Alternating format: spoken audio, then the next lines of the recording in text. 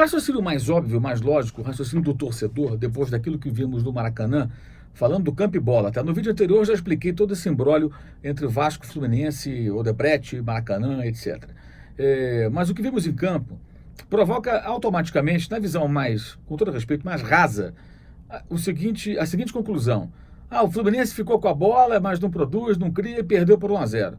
É verdade, perdeu por 1-0, ficou com a bola e não foi muito longe.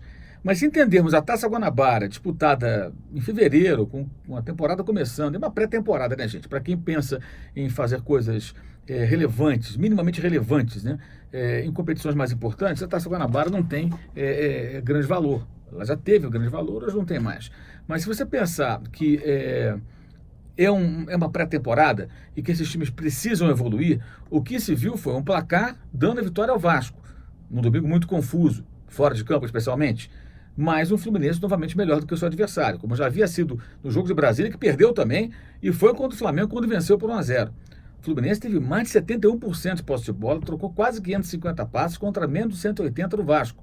O Fluminense pressionou o Vasco no segundo tempo, em alguns momentos, conseguindo trocar mais de 40 passes sem que o Vasco conseguisse ter a bola. E quando o Vasco a recuperava, não tinha opção para sair jogando e acabava rifando. Fez o gol, um gol espírita, né, uma jogada de sorte, de falha do goleiro Rodolfo, e teve alguns momentos e conseguiu ali pressionar a saída de bola do Fluminense, que não rifa a bola, sai jogando e se expõe, o que todo time vai fazer contra o Fluminense do Fernando Diniz, é óbvio, dando algum trabalho, mas o Fluminense foi melhor. Mas sofreu novamente, como contra o Flamengo, embora tenha vencido na quinta-feira, com a deficiência técnica dos seus jogadores. Falta qualidade para definir os jogos. E a jogada que decidiu o Fla-Flu se repetiu, dessa vez pelo lado direito, né? No Fla-Flu foi pela esquerda, aos 3 minutos do segundo tempo, só que o Everaldo acabou concluindo mal. Chutou sobre o travessão, o Luciano contra o Flamengo mandou no fundo do gol. Ou seja, o desenho do jogo apontava na direção do Fluminense, que é uma equipe interessante, com um orçamento pequeno, com jogadores... dos 4 times da Série A, os 4 cariocas da Série A, o Fluminense hoje tem a menor folha de pagamento. E foi o time que mais jogadores perdeu na virada de 2018 para 2019, tendo que refazer o elenco também com um novo técnico. Então, se você analisar esse contexto, pelo menos eu vejo dessa forma, o Fluminense não é que vai brigar pelo título brasileiro, tudo vai ser muito, muito difícil acontecer isso, por essa questão do elenco pobre tecnicamente em relação aos seus grandes rivais. Mas é um time interessante que pode evoluir muito, especialmente se o conjunto se aprimorar, o que deve acontecer, salvo algum problema outro que aborte esse trabalho do Diniz, e a chegada do Ganso, que é um jogador que não funcionou lá fora. Cara, para o futebol jogado aqui no Brasil, ele pode fazer uma diferença, claro, ainda mais nesse tipo do Fluminense. E o Pedro, um atacante bem melhor do que aqueles que estão jogando e que vai voltar cedo ou tarde de lesão. Então o Fluminense tem perspectivas interessantes para esse ano. Talvez brigando aí nos mata-mata, talvez brigando até no título carioca, até a final em abril o time pode melhorar. Tudo vai depender de continuidade de trabalho e de superação de adversidades que naturalmente vão surgir. Já o Vasco, olha, sinceramente, achei o Vasco mais do mesmo.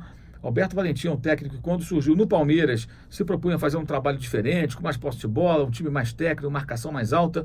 Até se precipitou um pouco, porque não teve tempo de arrumar o Palmeiras daquela maneira, sofreu algumas derrotas que até precipitaram a sua saída. Mas esse Vasco é um time de ligação direta, que joga esperando no seu campo. E o Vasco tem um elenco hoje melhor que o Fluminense.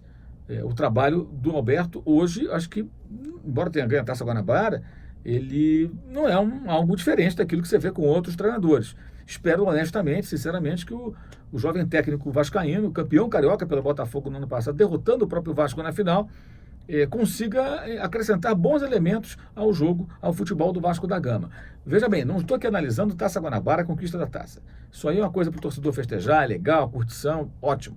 Ainda mais uma torcida sofrida como a do Vasco. Mas, peraí, o futebol pode ser melhor, precisa ser melhor. O do Fluminense não está no ponto, mas está melhor do que a encomenda, se nós considerarmos as limitações de um elenco que é, repito, o mais barato dos 4 grandes clubes do Rio de Janeiro na atualidade. Então, parabéns ao Vasco ainda assim pela conquista da Taça Guanabara, ao Fluminense parabéns pelo trabalho, que continue assim, que os times consigam evoluir para fazer um bom ano de 2019, representando aí o futebol carioca, ok?